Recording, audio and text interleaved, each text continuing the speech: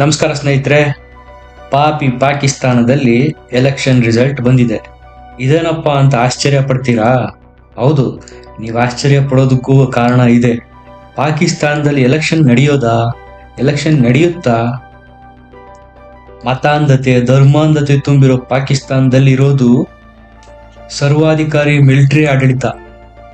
ಆದ್ರೆ ಹೊರಗಿನ ಪ್ರಪಂಚಕ್ಕೆ ತೋರಿಸ್ಕೋಬೇಕಲ್ಲ, ನಾವು ಪ್ರಜಾಪ್ರಭುತ್ವದ ಮೇಲೆ ನಂಬಿಕೆ ಇಟ್ಟಿರೋರು, ನಾವು ಎಲೆಕ್ಷನ್ ನಡೆಸ್ತೀವಿ, ಎಲೆಕ್ಷನ್ ಅಲ್ಲಿ ಆಯ್ಕೆಯಾದವರೇ ಪ್ರಧಾನಿ ಆಗ್ತಾರೆ ಅಂತ ತೋರಿಕೆಗೋಸ್ಕರ ಈ ಎಲೆಕ್ಷನ್ ನಾಟಕ ಆಡಿದೆ ಪಾಕಿಸ್ತಾನ.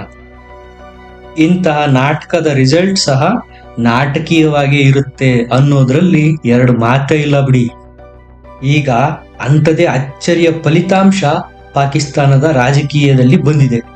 ಪಾಕಿಸ್ತಾನದಲ್ಲಿ ಮತ್ತೊಮ್ಮೆ ಕಿಚಡಿ ಸರ್ಕಾರನೇ ಬರೋ ಎಲ್ಲಾ ಅವಕಾಶಗಳು ಇದಾವೆ. ಯಾಕಂದ್ರೆ ಅಲ್ಲಿ ಯಾವ ಪಾರ್ಟಿಗೂ ನಿಚ್ಚಳ ಬಹುಮತ ಬಂದಿಲ್ಲ, ಎಲ್ಲ ಚಿಂದಿ ಚಿತ್ರಾನ್ನ ಆಗೋಗಿದೆ ನೋಡ್ರಿ.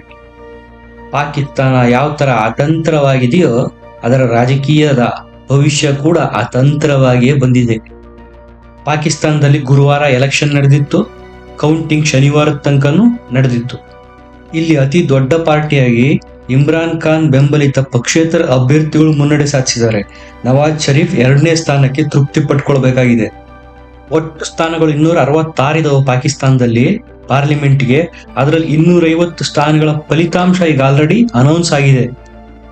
ಇನ್ನ ಜೈಲಿನಲ್ಲಿರೋ ಇಮ್ರಾನ್ ಖಾನ್ ಬೆಂಬಲಿತ ಪಕ್ಷೇತರ ಅಭ್ಯರ್ಥಿಗಳು 91 ಸೀಟ್ಗಳಲ್ಲಿ ಗೆಲುವು ಸಾಧಿಸಿದ್ದಾರೆ. ನವಾಜ್ ಶರೀಫ್ ಅವರ ಪಾಕಿಸ್ತಾನಿ ಮುಸ್ಲಿಂ ಲೀಗ್ PMLN ಪಕ್ಷ 71 ಸೀಟ್ಗಳಲ್ಲಿ ಜಯ ಸಾಧಿಸಿದೆ. ಇನ್ನ ಬಿಲಾವಲ್ ಭುಟ್ಟೋ ಅವರ ಪಾಕಿಸ್ತಾನ್ ಪೀಪಲ್ಸ್ ಪಾರ್ಟಿ PPP 53 ಸ್ಥಾನನ ಗೆದ್ದಿದೆ. ಸಣ್ಣ ಪುಟ್ಟ ಪಾರ್ಟಿಗಳು ಸೇರಿ 35 ಸ್ಥಾನನ ಗೆದ್ದಿದ್ದಾವೆ. ಸ್ನೇಹಿತರೆ, ಸಿಂಪಲ್ ಮೆಜಾರಿಟಿಗೆ ಬೇಕಾಗಿರೋದು 133 ಸೀಟ್ ಗೆಲ್ಲಬೇಕು. ಆದ್ರೆ ಇಲ್ಲಿ ನವಾಜ್ ಶರೀಫ್ ಹೇಳ್ತಾ ಇದ್ದಾರೆ ನಾನ್ ಗೆದ್ದಿದ್ದೀನಿ ಅಂತ, ಇಮ್ರಾನ್ ಖಾನ್ ಹೇಳ್ತಾ ಇದ್ದಾರೆ ನಾನ್ ಗೆದ್ದಿದ್ದೀನಿ ಅಂತ. 91, 71 ಸೀಟ್ಗಳು ಗೆದ್ಬಿಟ್ಟು ಹೆಂಗೆ ಅಧಿಕಾರ ಹಿಡಿತಾರೆ ಇವರು? ಸಾಧ್ಯನೇ ಇಲ್ಲ. ಹಂಗಾಗಿ ಚಿತ್ರಾನ್ನ ಆಗೋಗಿದೆ ಪಾಕಿಸ್ತಾನದ ಪಾರ್ಲಿಮೆಂಟ್. ಅಲ್ಲ, ಪಾಕಿಸ್ತಾನದಲ್ಲಿ ರಾಜಕೀಯ ಪಕ್ಷ ಅಧಿಕಾರಕ್ಕೆ ಬಂದ್ರೇನು ಬಿಟ್ರೇನು, ಅಲ್ಲಿ ಅಧಿಕಾರದ ಜುಟ್ಟು ಇರೋದೆಲ್ಲ ಪಾಕಿಸ್ತಾನದ ಮಿಲಿಟರಿಯ ಕೈಯಲ್ಲೇ. ಇವೆಲ್ಲ ತೋರಿಕೆಗೋಸ್ಕರ ಅವರು ಮಾಡೋ ನಾಟಕ.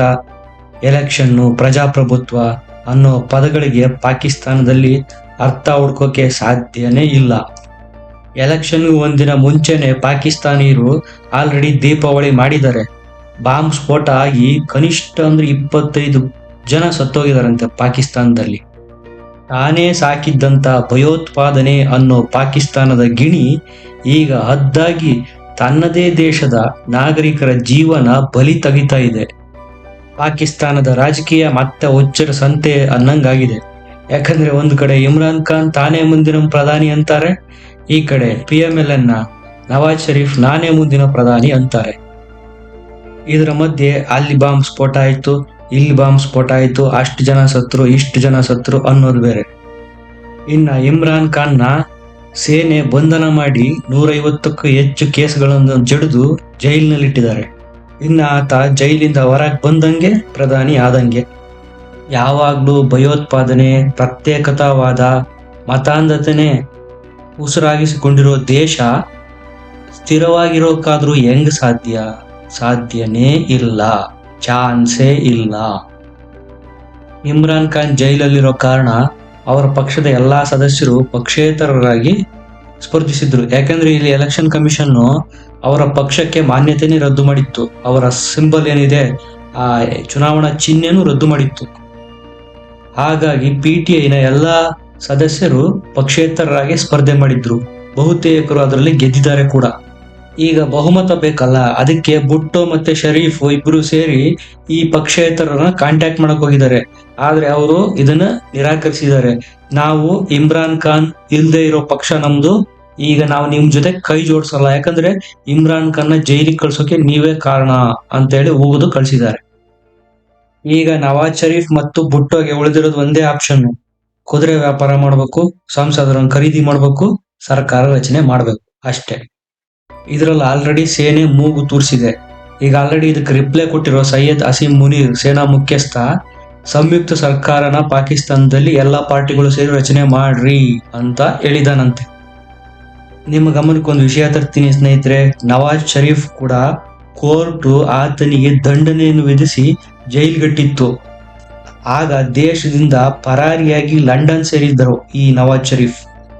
ಇಮ್ರಾನ್ ಖಾನ್ನ ಪಾಕಿಸ್ತಾನಿ ಮಿಲಿಟರಿ ಜೈಲ್ಗಟ್ಟಿದ ಮೇಲೆ ಲಂಡನ್ನಲ್ಲಿದ್ದ ನವಾಜ್ ಶರೀಫ್ನ ಮತ್ತೆ ಕರ್ಕೊಂಬಂದು ಇದೇ ಮಿಲಿಟರಿ ಪಾಕಿಸ್ತಾನದವರು ಎಲೆಕ್ಷನ್ಗೆ ನಿಲ್ಲಿಸಿ ಗೆಲ್ಲಿಸಿದ್ದಾರೆ. ಹಿಂಗಾಗಿ ಪಾಕಿಸ್ತಾನದ ಸೇನೆಯ ಕೃಪಾ ಕಟಾಕ್ಷ ಇರೋ ನವಾಜ್ ಶರೀಫೇ ಮುಂದಿನ ಪ್ರಧಾನಿ ಆಗೋದ್ರಲ್ಲಿ ಯಾವ ಅನುಮಾನನೂ ಇಲ್ಲ. ಹಿಂಗಾಗಿ ಗೆದ್ರೂ ಸಹ ಪಾಕಿಸ್ತಾನಿ ತೆಹ್ರೀಕೆ ಇನ್ಸಾಫ್ PTI ಪಾರ್ಟಿ ಅಧಿಕಾರದಿಂದ ದೂರ ಉಳಿಬೇಕಾದ ಅನಿವಾರ್ಯತೆ ಇದೆ. ಯಾಕಂದ್ರೆ ಮಿಲಿಟರಿ ಅವ್ರಿಗೆ ಸಪೋರ್ಟ್ ಮಾಡಲ್ಲ, ಇಮ್ರಾನ್ ಖಾನ್ನ ಜೈಲಿಗೆ ಅಟ್ಟಿದ್ದಾರೆ. ಇನ್ನು ಕೆಲವು ವರದಿಗಳು ಏನ್ ಹೇಳ್ತಾವಪ್ಪ ಅಂದ್ರೆ, ಈ ಜನರಲ್ ಎಲೆಕ್ಷನ್ ಏನ್ ಪಾಕಿಸ್ತಾನದಲ್ಲಿ ನಡೆದಿದೆ ಇದರಲ್ಲಿ ಇಮ್ರಾನ್ ಖಾನ್ ಪಾರ್ಟಿ PTIನೇ ಗೆದ್ದಿದೆ ಅಂತವೆ. ಸುಮಾರು 170ಕ್ಕೂ ಹೆಚ್ಚು ಸೀಟ್ಗಳನ್ನು ಗೆದ್ದಿದ್ದಾರೆ. ಆದರೆ PTIಗೆ ಸೇನೆಯ ಬೆಂಬಲ ಇಲ್ಲ. ಹಂಗಾಗಿ ಅವರು ಚುನಾವಣೆನ ರಿಗ್ ಮಾಡಿದ್ದಾರೆ, ಅಂಕಿ ಅಂಶಗಳನ್ನ ಮೇಲೆ ಕೆಳಗೆ ಮಾಡಿದ್ದಾರೆ ಅನ್ನೋ ಆರೋಪ ಸಹ ಈಗ ಸೇನೆಯ ಮೇಲೆ ಇದೆ. ನಾನು ಯಾಕೆ ಮಾತಾಡ್ತಾ ಇದ್ದೀನಿ ಅಂದ್ರೆ ಇದಕ್ಕೆ ಕಾರಣನೂ ಇದೆ ಸ್ನೇಹಿತರೆ. ರಿಸಲ್ಟ್ ಡಿಕ್ಲೇರ್ ಮಾಡೋದಕ್ಕೆ 1 ದಿವಸ ಸಾಕು ತಾನೆ, ಕೌಂಟಿಂಗ್ 1 ದಿವಸ ಸಾಕು. ಆದ್ರೆ ಪಾಕಿಸ್ತಾನದಲ್ಲಿ ಕೌಂಟಿಂಗ್ ಇನ್ನೂ ನಡೀತಾನೆ ಇದೆ. ಅಂದ್ರೆ ಅಕ್ರಮದ ಸುಳಿವು ಇದರಲ್ಲಿ ಎದ್ದು ಕಾಣ್ತಾ ಇದೆ ಅಂತಾನೆ ಹೇಳ್ಬೋದು. ಇಂಥ ಎಲೆಕ್ಷನ್ ಟೈಮಲ್ಲೇ ಪಾಕಿಸ್ತಾನದ ತುಂಬಾ ಸುಮಾರು 51ಕ್ಕೂ ಹೆಚ್ಚು ದಾಳಿಗಳಾಗಿದಾವಂತೆ. 25ಕ್ಕೂ ಹೆಚ್ಚು ಜನ ಈಗ ಆಲ್ರೆಡಿ ಸತ್ತೋಗಿದಾರಂತೆ. 10 ಭದ್ರತಾ ಸಿಬ್ಬಂದಿಗಳು ಸಹ ಸಾವನ್ನಪ್ಪಿದ್ದಾರೆ ಅಂತ ಹೇಳ್ತವೆ ಮೂಲಗಳು. ಸ್ನೇಹಿತರೆ, ದಟ್ಟ ದಾರಿದ್ರ್ಯಗಳನ್ನೇ ಆಸಿ ಒದ್ದು ಮಲಗಿರೋ ಪಾಕಿಸ್ತಾನ ನಮ್ಮ ನೆರೆಹೊರೆಯ ರಾಷ್ಟ್ರ ಅಂತ ಹೇಳ್ಕೊಳಕ್ಕೆ ನಾಚಿಕೆ ಆಗುತ್ತೆ. ವಿಡಿಯೋನ ಲೈಕ್ ಮಾಡಿ, ಶೇರ್ ಮಾಡಿ, ಚಾನಲ್ನ ಸಬ್ಸ್ಕ್ರೈಬ್ ಮಾಡಿ.